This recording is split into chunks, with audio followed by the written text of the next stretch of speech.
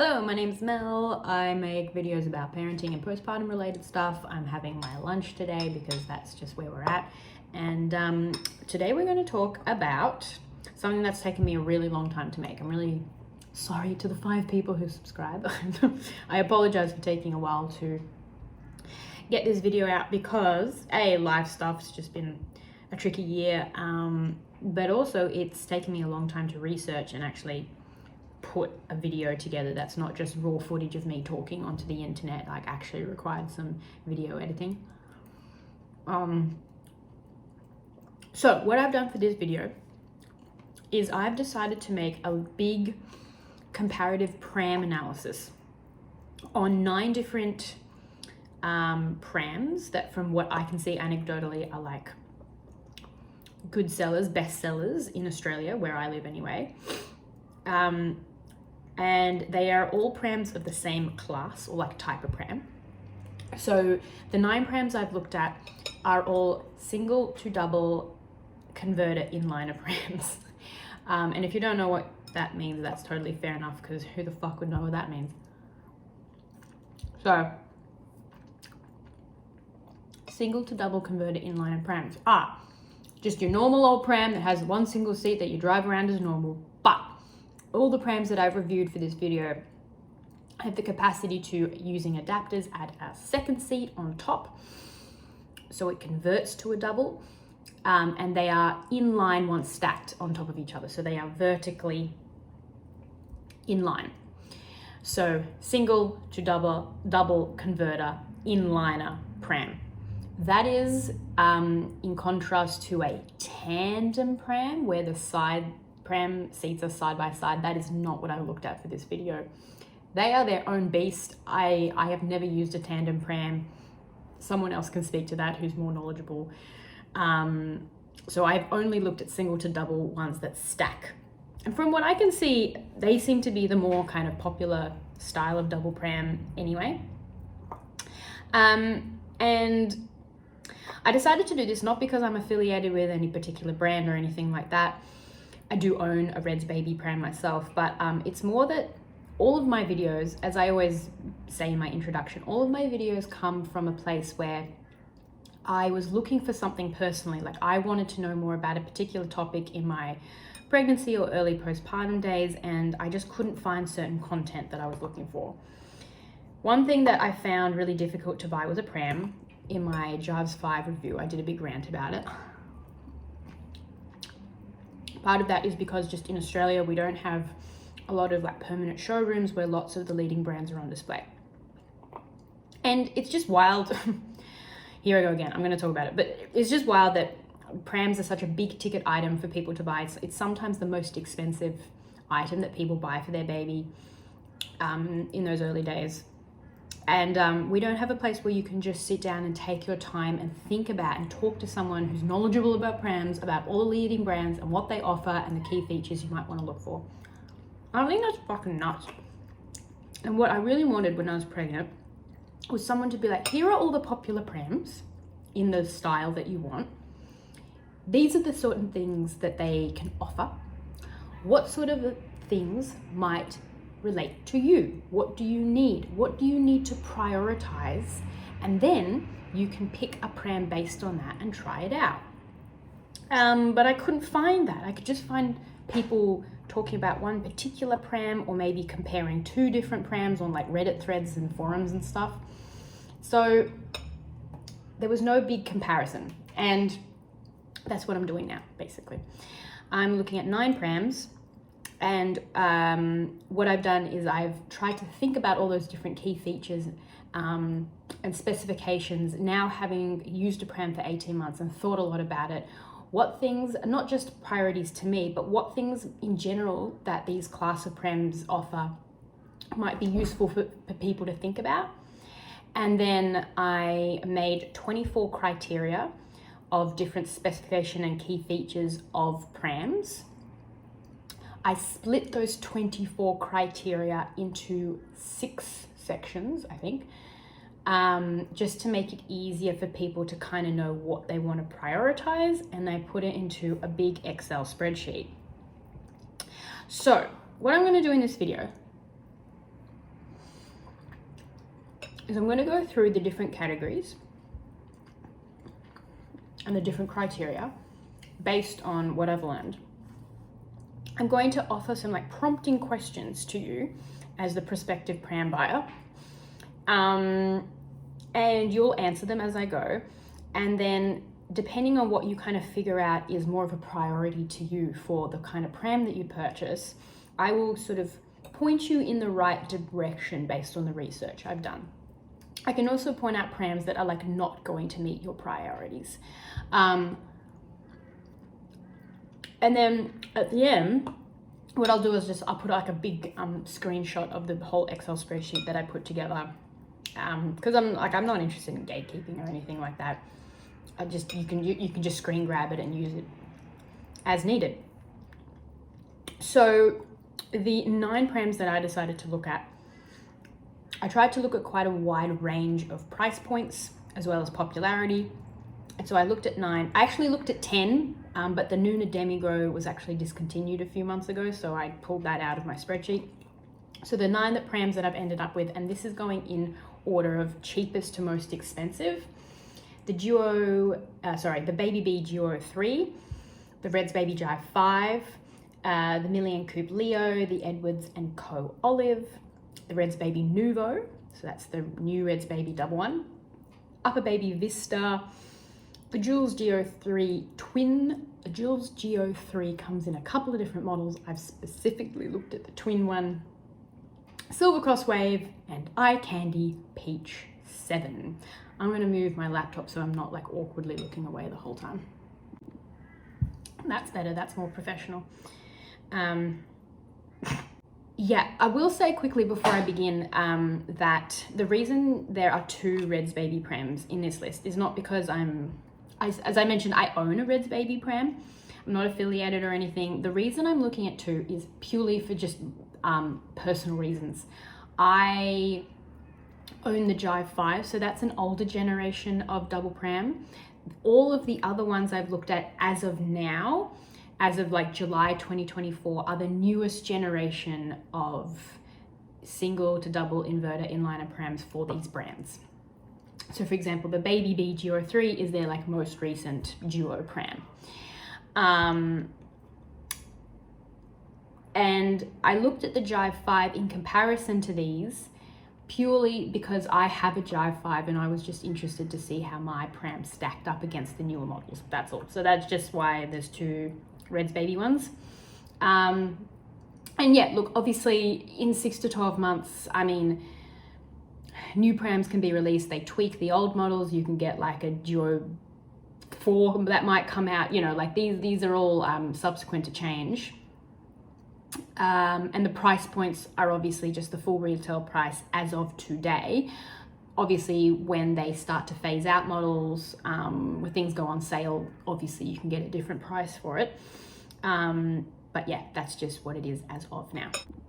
All right, so let's start going through the different features and the different categories I've come up with. So the first category I came up with, I'm calling future-proofing. So that's about thinking what big elements of the pram sort of configuration and how it's set up that impacts how you're going to use it long term. Which of those features do you want to take into consideration, essentially, if any? Because if you get these things wrong, then your pram will be something that you end up replacing. So for example, this is not going to be applicable to a lot of people, but the first thing I would ask you is, are you expecting twins? Because you have to be a little bit careful with inliner prams. Not all of them are suitable for twins. And what I mean by that is when you get a pram, you get like the bassinet pod, which is what babies lie in for the first few months, and you get the seats, which toddlers use. Some double prams, inliner prams, can have a bassinet and a seat, or 2 seats, but they cannot have 2 bassinets on it simultaneously. So for example, my pram, the Jive5, I believe you can't have 2 bassinets on at the same time. So it's not going to be suitable for twins. So you just want to double check that whatever inliner pram you're looking at for twins is suitable for that. And I would just suggest then too that if you are expecting twins and that's like the road you're going down in terms of an inliner pram, I don't have twins, so I'm not going to speak to it, but have a look at some review videos on how people kind of function with the two bassinets stacked on top of one another. From what I looked at on YouTube briefly, it seems that some models, even when they do offer two bassinets simultaneously, the configurations and the way the kind of pram chassis is set out is such that some prams make it a little bit awkward and difficult to access the baby, particularly the baby that's in the bottom of the stack. It's just like some brands have done it really well, and some have you in a situation where it's a little bit awkward to access the second baby. So just have a look at that. So that's the first thing I would ask. The second thing is, are you looking to potentially have a couple of kids in the future? And would you be interested in having one of your children on a standing platform on your pram? So a lot of the newer generations of double prams will now come with these little, they all call them something different. I've called it a standing platform on my XL. They call them like buggy boards, piggyback boards, but essentially I'll put a picture of it here. Essentially it's like a little half skateboard attachment thing that you have to buy separately from the brand's website. You click it onto the back of your pram and then an older child can ride on the back. So yeah, you just want to kind of check, does the pram facilitate that, if that's something you're interested in, and also how much does that attachment cost, because some of them can be quite costly.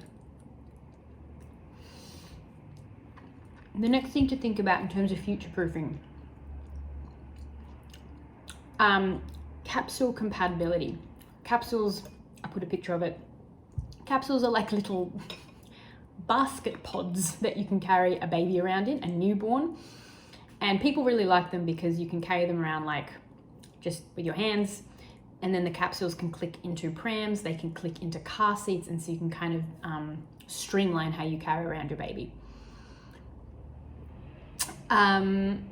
One of the selling points I've noticed with a lot of these double inliner prams is that they're capsule compatible.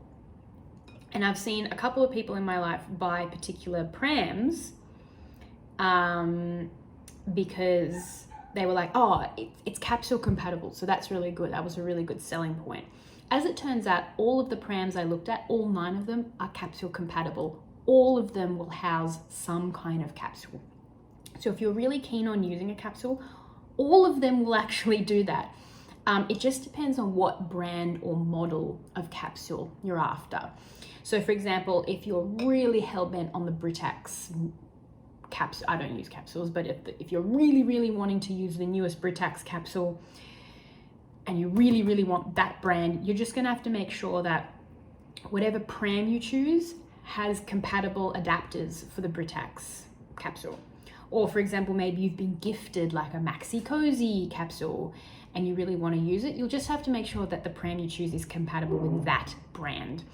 I couldn't be bothered going into and writing on the Excel spreadsheet the exact models of capsules that each brand takes. I'm sorry, I just couldn't be bothered at that point. But yeah, you can see on my spreadsheet that all of the ones I looked at are capsule compatible. The next thing you want to think about is 2 full-size seats. How important is it for you to have 2 full-size seats when the pram is in double mode? So traditionally, some of the older double inliner prams, what would happen is you had like the main seat for the toddler, and then the second seat you attached to make it a double was often a little bit smaller. It was a little bit more compact. And people really didn't like that. So a lot of the newer generations of inliner prams now accommodate 2 full-size seats. But not all.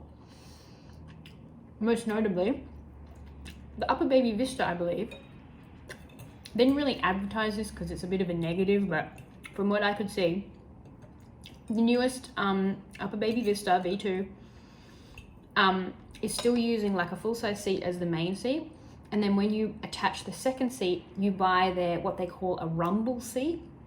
It looks very similar to their full-size seat, but it is a little bit smaller. Now, the difference is pretty marginal. Some people just don't give a shit about this. I personally didn't. But I can totally see it, for example, if you have twins, so they are growing at the same rate and they are roughly the same size, it would be very annoying to have one full-size seat and a smaller seat that one twin is going to grow out of very quickly. That would make the pram fairly dysfunctional. You may also know that your kids are just bigger, taller, have longer torsos than the average kid, and that having a small compact seat is just not going to cut it because your kids are going to grow out of it super quickly. That might be a concern for you. And so double check with whichever double inliner pram you're going to buy that it has the capacity for 2 full-sized seats, and you can see that on my spreadsheet.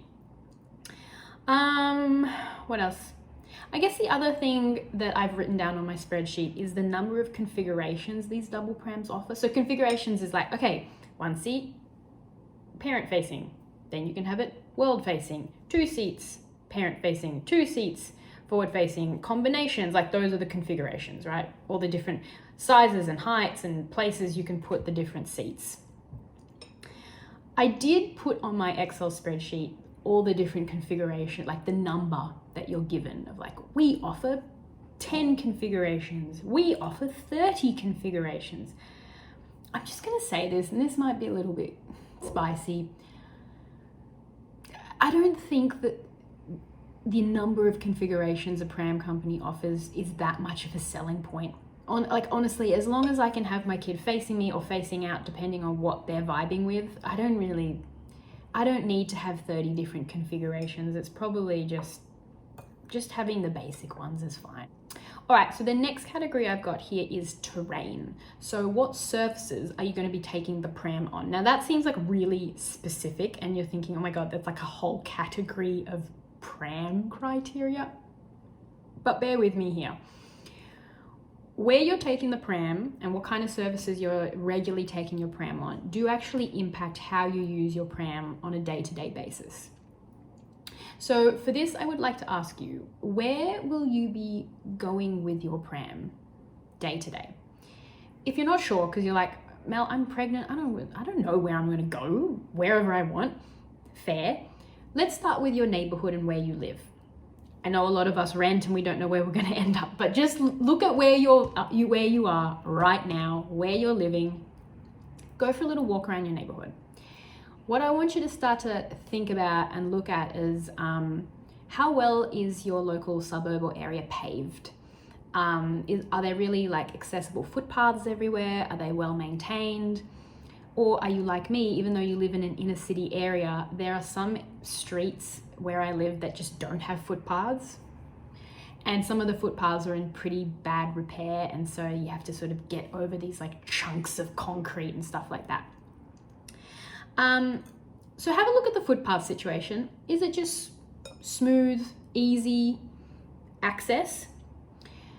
And then look at the different things in your neighborhood that you might go to when you have a kid. So your local park is a pretty safe bet. Local oval, if you have a dog, maybe the local school that's in your area, anything else that you might walk to, a cafe, whatever. Are those really accessible on smooth surfaces? Or are you having to go on rougher terrain? So things like, are you cutting across ovals? Particularly ovals that might get wet and kind of swampy. Are you cutting across like dirt paths, gravel, sand even? Once you start realizing what kind of terrain your sort of local area is, you can start to kind of pinpoint exactly what your pram wheel needs are. It sounds so stupid, but hear me out here. I've thought a lot about this. If you live in an area or you think that you're going to be kind of regularly accessing a lot of uneven terrain, I think it is worth looking into a pram in your purchase that has heavily engineered wheels, big chunky wheels that will allow you to go onto uneven terrain really effortlessly and without a lot of like force from you. So for example, big chunky wheels, big chunky heavy frames that are really good at going over uneven terrain might be something like your Babybee Duo, the Uppababy Vistas, really smooth ride because they're heavy, chunky, prams with big wheels.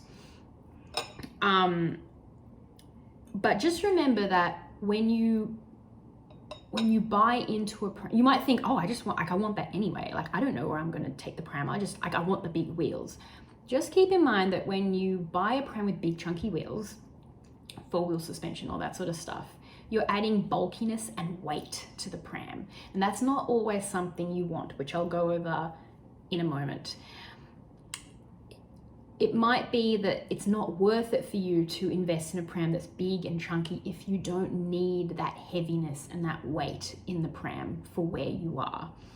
If you are sort of an inner city lifestyle kind of person and you're just heading towards like cafes and shops and libraries and galleries and stuff that all has like smooth, even surfaces, you may not need a pram with fancy wheels. And you might want to prioritize like lightweight compactability instead. But if you are looking to go on dirt roads and what have you, look at the wheel size. So what I've got in my spreadsheet is like the front wheel and the back wheel size, whether they have 4-wheel suspension. And you'll see there's a little bit of variation there. You'll also see that some prams I just could not get the specs for on wheels, no matter what I did, no matter where I looked. So there's just a question mark against those prams. But have a look at those specs.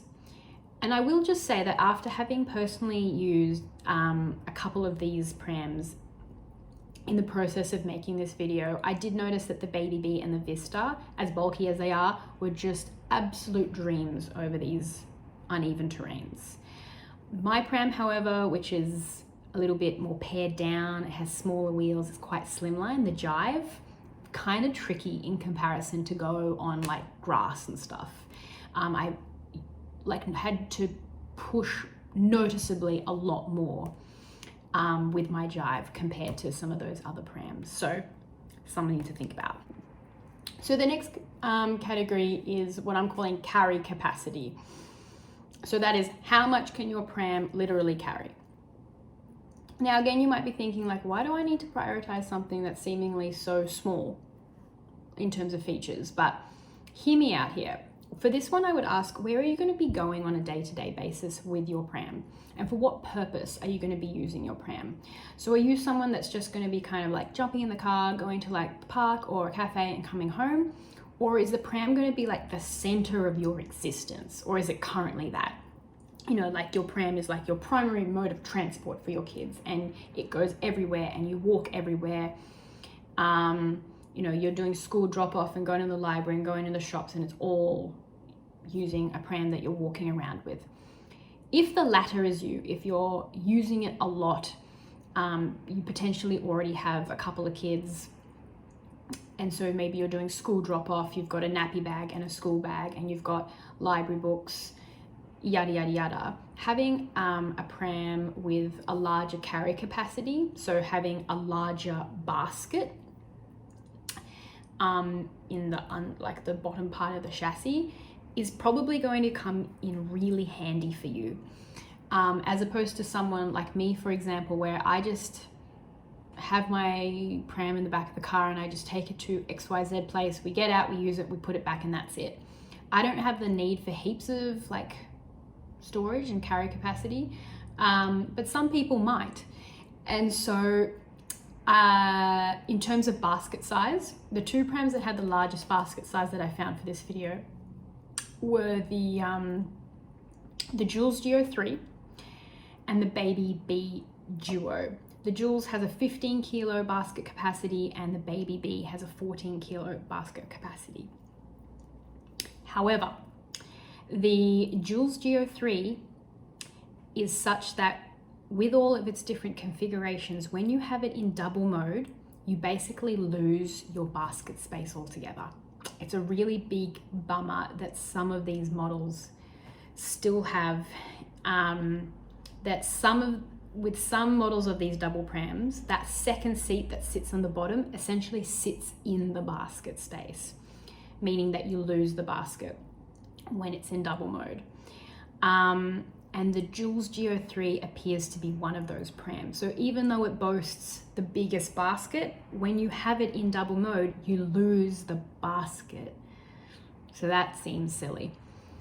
The Babybee Duo stood out though as having the second largest basket, 14 kilos. But with some of its configurations, you don't lose the basket when it's in double mode. So that was a big plus. The Silvercross Waves really stood out as a pram with not such good carry capacity because their basket is only 5 kilos. So that was something to keep in mind. Yeah, and so on my Excel spreadsheet, I've written the basket size in kilograms of all the prams that I could find those specs for. And I've also written down which prams allow you to keep that bottom storage basket when it's in double mode. So have a look at the Excel spreadsheet for that one. But yeah, that's a real defining factor for some people when they're buying the pram is if I lose all my storage space when I have 2 kids and presumably need more stuff at that point when I have more children, that's a no-go. So my next category is storage. So by this I mean, how does the pram actually store away itself? So one of the things I looked at for this category was, can you fold the whole pram down in one piece in single mode and in double mode? I noticed that one of the selling points for prams is that, of these new generation of prams, is that they say, oh my God, you can fold it down all in one piece. That's like so unique. And what I'm finding is that that's actually not very unique. All of the almost all, I should say, of the new generation of double inliner prams allow you to fold it down in one piece, except it seems the iCandy Peach, you can't do it. For all the other ones, when it's in single seater mode, so there's just one seat, you can fold the frame down and the seat all in one go and put it in your car or wherever. However, there is currently only one pram on the market that allows you to fold the whole frame down when both seats are attached in double mode, and that's the Redsbaby Nuvo. So I thought that was kind of interesting. The other thing you might want to think about too in terms of the pram storage is, can it be stored standing up? Or is it like just flat on the ground? Can it be stored up against a wall? So let me just look here. The Edwards & Co Olive and the Uppababy Vista are the 2 prams that you can store upright. The others are all lying flat. So I guess with this particular category, I'd be asking you questions like, how frequently is your pram going to be stored away? And is it really essential that it's very quick and easy to pop the pram back up and put it away? Is it that you can store your pram inside your house, but it needs to be sort of tucked away in the corner behind the TV or something, in which case having a pram that folds standing might be a really good option for you. So yeah, just thinking about, where is your pram going to be when it's not in use? How functional do those fold downs need to be for you? My next category is mobility. And so this is all about how easy is it to handle the pram? How easy is it to maneuver and function and adjust the pram with limited mobility, essentially? Now you might be thinking, oh, I am like an able-bodied person, so is my partner. We don't really have to think too much about mobility. But to that, I would say, who else is going to be using your pram frequently? Is there someone in your life who maybe does have mobility issues or an injury of some kind, a disability even, that might have a lot of issues independently using the pram? if it doesn't have some mobility functions built into it. So for example, like a lot of people's parents, you know, might have back issues or hip issues or knee issues, and having a pram that's very heavy, that's difficult to get in and out of a car, that can't be adjusted with one hand, these are all things that actually might impact their ability to use and take the pram out by themselves, which also means it impacts their ability to babysit. So you want to think of this shit in advance. So one of the things I would point out with mobility is how heavy is the pram. Like I said earlier, if you're going for a pram that has big storage capacity and big chunky wheels and four-wheel suspension and lots of bells and whistles, what you'll find is that those prams are going to be incredible once you've got them going, but in terms of storing them and moving them and putting them into the back of a car, they are going to be heavy and bulky. I should also note here that that's one of the main criticisms of this class of pram in general. A lot of people are like, great pram, heavy and bulky. I think that's just the nature of the beast though with a double pram. These are not just slimline strollers. The frames, the chassis of these prams have to be quite robust and sturdy so that they can hold the weight of not one kid, but two seated children, plus potentially another child on the back, plus all your groceries in the basket. Like, these things are having to hold quite a bit of weight. So in general, they are going to be a lot bulkier than your standard single pram. However, in the prams that I looked at, there are certainly ones that seem more slimline and lightweight compared to others. So if weight is an issue, if you know that you're going to be taking this pram in and out of a car frequently and you need something that's light as possible, definitely go for a Redsbaby pram. The Jive5, the pram that I have, is the lightest one on the market. So with the whole frame, the wheels, everything, and one seat attached, it's 11.4 kilos. That's compared to the heaviest one I saw in single mode, which was the Silvercross Wave. Yeah, Silvercross Wave, which came in at 13.5 kilos with just one seat. And of course, keeping in mind that when you add a second seat, you're going to be adding a few kilos there too. Yeah, so just have a think about like what need is there to be lifting the pram, and is that going to be an issue if it's too heavy? Can you adjust the handlebar height, and how high can the handlebar go? Check out my spreadsheet if you want to know the exact specifications on the prams that I looked at, but some can like kind of accommodate much taller people. Can you adjust where the seat sits on the chassis, like the frame of the pram? So can you have the seat come higher up so that you're not having to bend over as much? That's quite nice too, because when your like baby is closer to you, that's nice, you can see them better. But it also might become a mobility issue if the seat is just too low and you're having to bend down. It could potentially be a problem for some people. For a lot of prams, I couldn't find that specific specification, but I know, for example, that the Redsbaby Nuvo and the Babybee Duo have like, you can adjust the height of the seat on the frame of the pram, so that's pretty cool. Can you adjust the seat, the toddler seat, one-handed? Some can, some can't. Have a look at my spreadsheet. Can you adjust the handlebar, like the telescopic handlebar at the front with one hand? Again, have a look at the spreadsheet. I will say too that as someone who doesn't have any mobility issues, neither does my partner, I sort of thought, okay, it's nice that my pram has a few like features that you can handle with one hand, but it's not necessary. In actual fact, having now gone through 18 months of parenting, what I've found is that even if you're able-bodied, you are very much so in a situation at times where baby is upset for whatever reason, or your toddler is upset and doesn't want to be in a stationary pram, and so you're having to adjust things with one hand purely because you're holding the kid. So I think I underestimated how useful and functional one-handed adjustments were.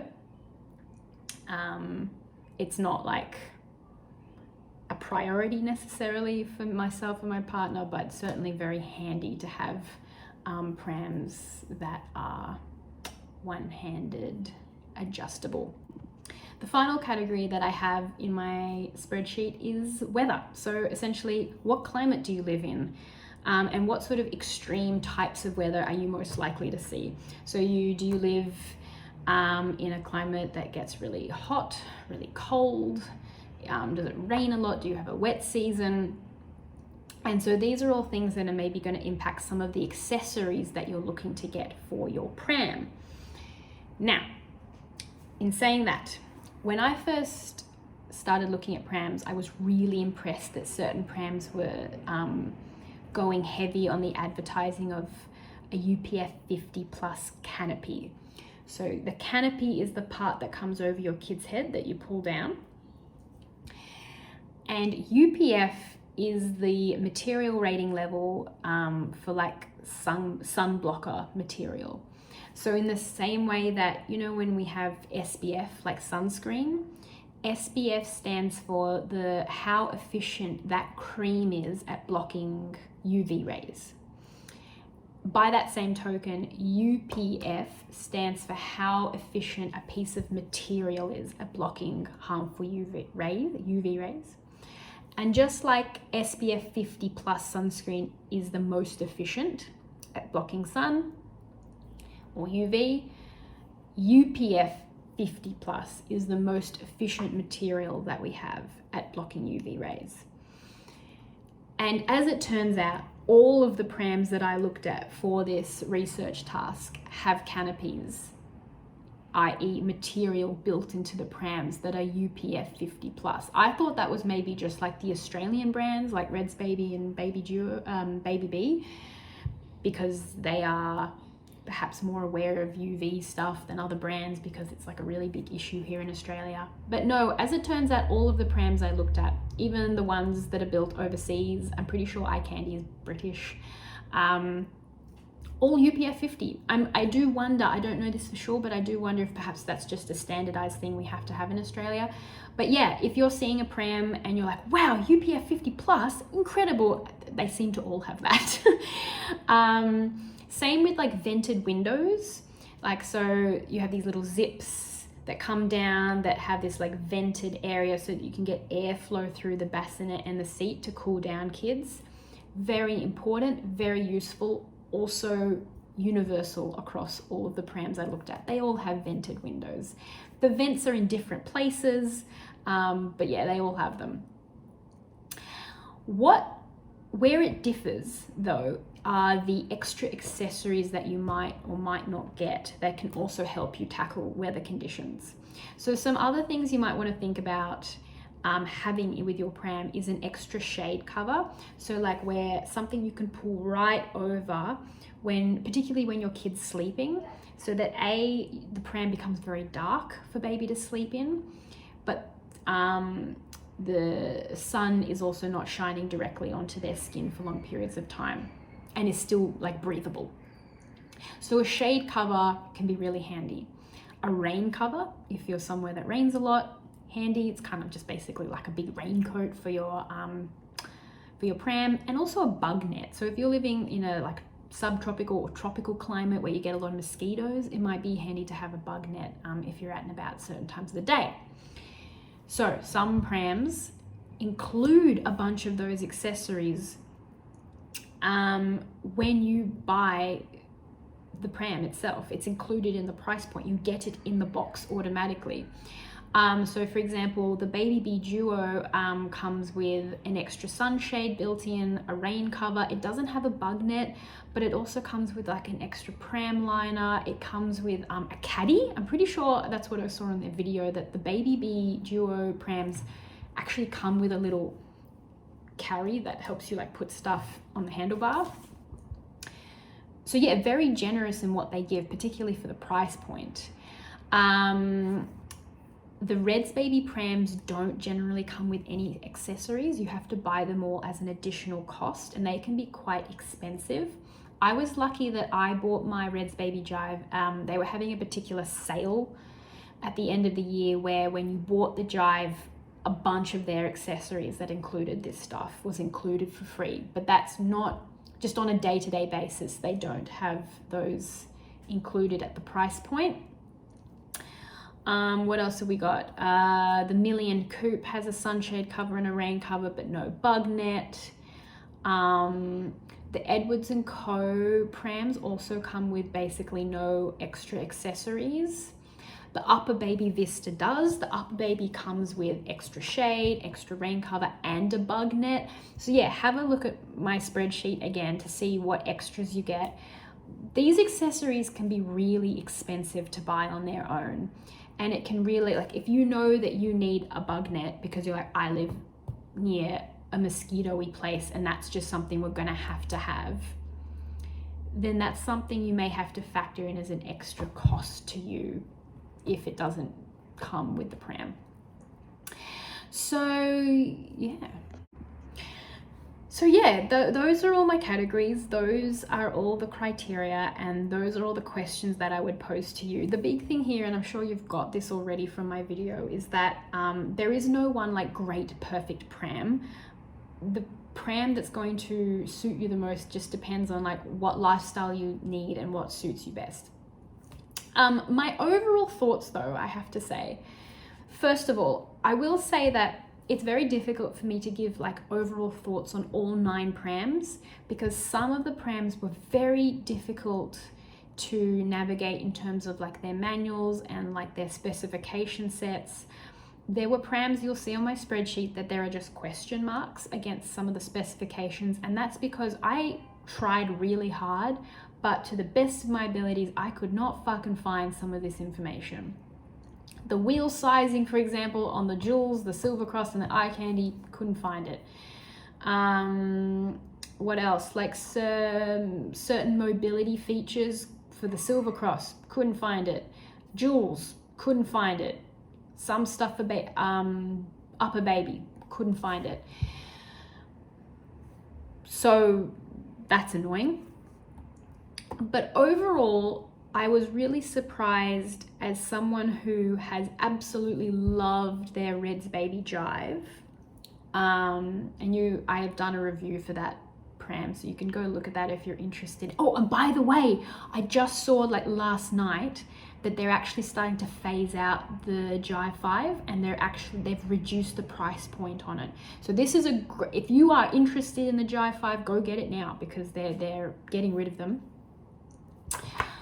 But as someone who's really loved Redsbaby, I was really surprised at how much I love the look of the Babybee Duo. For that price point, for the different features it offers, the different accessories you get, it has really, really great reviews. People seem very, very happy with it. Other than it being a bit bulky and heavy, people seem really happy with the Babybee. The other pram that really caught my eye was the new Redsbaby Nuvo, so like the new generation of double. That just has some very, very clever features built into it that seem like just above the game when compared to the rest of the prams. And the other pram that stood out to me, and I kind of wish this wasn't the case because I was kind of going into this video hoping that I could call out Uppababy Vista as like maybe not such a good pram. And I was hoping to be like, I think it's just a trending pram that everyone's getting and it's not actually that good. Do you know what? It's a fucking good pram. Like the Uppababy, it comes with a lot of good shit. It's made well. It seems like a pretty good purchase. So after all that, I'm pretty sold on the Uppababy as well.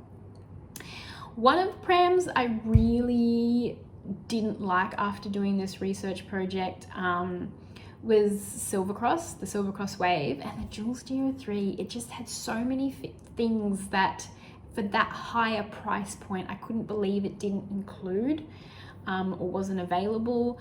And the iCandy Peach 2 I thought was a bit disappointing at that high price point at $2,500. It doesn't maintain its basket space when in double mode.